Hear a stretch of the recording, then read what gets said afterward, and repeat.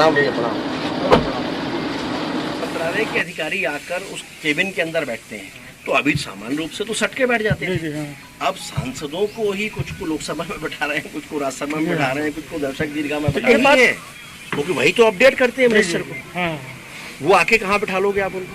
अच्छा, तो अब ऐसी स्थिति में जनप्रतिनिधि भी शिकार हो रहे हैं। जब जनप्रतिनिधि शिकार हो रहे हैं और वही अंदर नहीं बैठ पा रहे हैं, वो 3 जगह 4 जगह बैठ रहे हैं जाके लोकसभा में। महत्वपूर्ण बैठक भी की है और इस समय जो हालात हैं काफी मतलब बिगड़े हुए हैं कोरोना की दृष्टि से, और कुछ शिकायतें भी हैं स्वास्थ्य संबंधी। देखिए, कोरोना एक वैश्विक संकट है, पूरे विश्व में है, देश में है, प्रदेश और हमारे संसदीय क्षेत्र जबलपुर में भी है। और हमें खुशी इस बात की, प्रारंभिक रूप से देश में माननीय मोदी जी के नेतृत्व में बहुत अच्छे तरीके से इससे निपटने के प्रयास हुए। मध्य प्रदेश में भी माननीय शिवराज जी के आने के बाद बहुत सारे सकारात्मक परिवर्तन हुए इस दिशा में। लेकिन जब तक वैक्सीनेशन नहीं हो जाता तब तक ये बीमारी रुकेगी ऐसा दिखता नहीं है। तो आवश्यकता इस बात की है कि सबसे पहले जो हमारे पास हमारी आधारभूत संरचनाएं हैं वो चाक चौबंद हों, सुदृढ़ हों, ताकि आम लोगों को परेशानी ना हो। और इसीलिए आज जो बैठक कलेक्ट्रेट में हुई है सभी जनप्रतिनिधियों के साथ में, अधिकारियों के साथ में, उसमें यही तय किया है कि मेडिकल कॉलेज हो, विक्टोरिया हॉस्पिटल हो, यहाँ पर हम व्यवस्थाओं को कितना ठीक कर सकते हैं, लोगों के भीतर विश्वास कितना हम जगा सकते हैं। और उसमें सबसे बड़ी आवश्यकता है काउंसलिंग की। कि ये बात ठीक है कि कोरोना जब प्रारंभिक रूप से होता है तो डॉक्टर्स के मुताबिक उसको बहुत सारी दवाइयाँ देने के लिए कुछ होती नहीं, लेकिन उसका मनोबल बढ़ा रहे, उसकी काउंसलिंग ठीक तरीके से हो जाए तो काफ़ी हद तक उस मरीज को उससे निपटने में आसानी होगी। आज उस पर विस्तृत चर्चा हुई है, उसको लेकर एक मैकेनिज्म भी तैयार हुआ है और हम उम्मीद कर रहे हैं कि उसमें परिवर्तन और काफ़ी सारे सुधार आएंगे। निजी अस्पतालों के बारे में भी बातचीत हुई है। हमने आज कलेक्टर से कहा है कि उनके साथ बैठकर और इसको निपटारा करना चाहिए।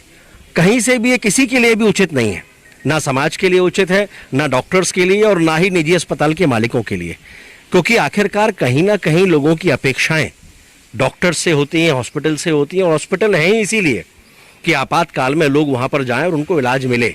इसलिए ये उचित नहीं है कि कोविड पेशेंट प्राइवेट हॉस्पिटल ना लें।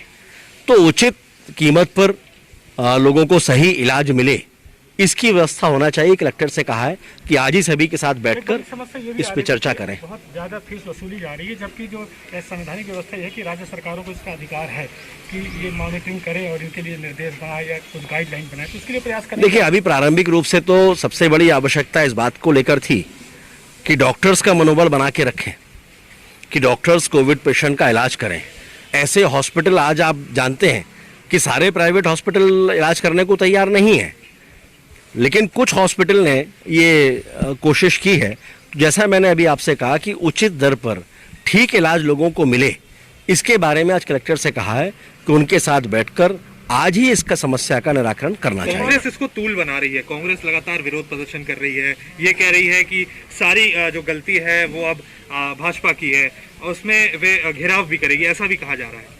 कांग्रेस को अधिकार है घेराव करें, आंदोलन करें, लेकिन कोरोना जैसे विषय पर अगर राजनीति होने लगेगी तो उससे उनका क्या भला होने वाला है ये मुझे मालूम नहीं, क्योंकि ये राजनीति का विषय नहीं है। कोरोना वैश्विक संकट है, देश और प्रदेश के सामने संकट है, और ये भाजपा या कांग्रेस देखकर किसी को नहीं आ रहा है। ये किसी को भी, ये महामारी का शिकार कोई भी व्यक्ति हो सकता है, चाहे वो अधिकारी हो, चाहे वो डॉक्टर हो, और इसीलिए इस पर राजनीति नहीं होना चाहिए। सकारात्मक सोच के साथ आगे बढ़ने की आवश्यकता है। एक गंभीर मामला है कि बालाघाट और मंडला जिले में जो 2M स्तर का जो पोल्ट्री ग्रेन है वो बांट दिया गया, इसको लेकर भी काफी पकड़ रहा है। कहीं ना कहीं कांग्रेस की सरकार के समय पर जो तैयारियां हुई उसके कारण से ये अव्यवस्था हुई है। लेकिन अच्छी बात यह है कि मध्य प्रदेश के मुख्यमंत्री माननीय शिवराज सिंह चौहान जी ने निर्देश दिए हैं कड़ी कार्यवाही के लिए, और कार्रवाई प्रारंभ भी हो चुकी है। मेडिकल से जुड़ा सवाल है, उपचुनाव है, इसको लेकर संगठन स्तर पर क्या तैयारी चल रही है? क्योंकि कांग्रेस ने भी अपने भारतीय जनता पार्टी कमर कस के तैयार है। भारतीय जनता पार्टी का एक एक कार्यकर्ता चुनाव के लिए कमर कस के तैयार बैठा है, और चुनाव की डेट चुनाव आयोग जब भी घोषित करेगा पार्टी पूरी ताकत के साथ मैदान में उतरेगी। वैसे आज एक एक मतदान केंद्र पे पार्टी का कार्यकर्ता ताकत के साथ लग गया है। हमारे नेताओं के प्रवास शुरू हो रहे हैं, सबको जिम्मेदारियां मिल चुकी हैं, लोग जहां तहां जाना प्रारंभ कर रहे हैं। मेडिकल में लगातार दिख रहा है कि मरीजों की एक कहीं ना कहीं कूदने की या फिर सुरक्षा को लेकर व्यवस्था के लिए आज विस्तृत चर्चा इन सारे विषयों पर हुई है।